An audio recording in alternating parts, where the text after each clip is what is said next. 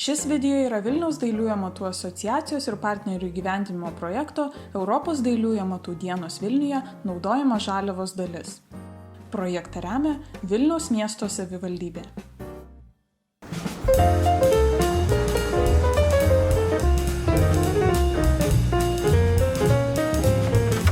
Labadiena, prašom užeiti.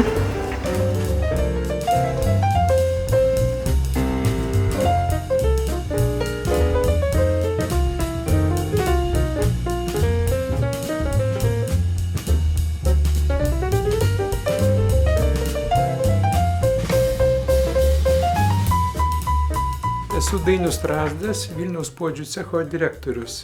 Jūs šiuo metu esate Vilniaus puodžių cecho patalpose ir čia mes atsidūrę užupį neatsitiktinai. Archeologai aptiko šičia keramikos dirbtuves, kurios čia funkcionavo nuo 15 amžiaus iki 17 amžiaus vidurio. Vienas iš mūsų tikslų ir yra pristatyti tą istorinę keramiką ne tik čia užupį funkcionavusių puodžių dirbtuvių, bet ir aplamai Lietuvos istorinę keramiką.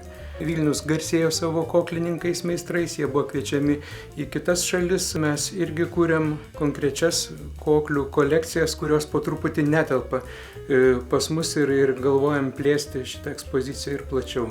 Bendradarbiaujam su įvairiais archeologais, kurie mums padeda susirasti šitą senąją istorinę archeologinę medžiagą, kurią mes paskui naudojam jau darydami rekonstrukcijas. Gaminam tas pačias replikas istorinių dirbinių žmonėms, kad jie galėtų įsigyti, išbandyti tuos dirbinius, kurie buvo naudojami prieš 500–600 metų, darydami praktinius darbus. Kviečiam ir žmonės kartu pasidarbuoti. Galiu prisiminti, kad viena mamytė pasakojo, kodėl vaikas nori ateiti būtent čia, o ne kur nors kitur. Tai vaikas pasakė po tam tikros pauzės, kad čia viskas tikra, dėl to jis čia ateina. Taip, kad kviečiame apsilankyti ir jūs. Lipdysiu aš tokį puodą, kuris bus ne šiaip puodas, bet sekant 13 amžiaus 3 dešimtmečio brėžiniais, naudodamasis įrankiu, kuris vadinasi stovylas.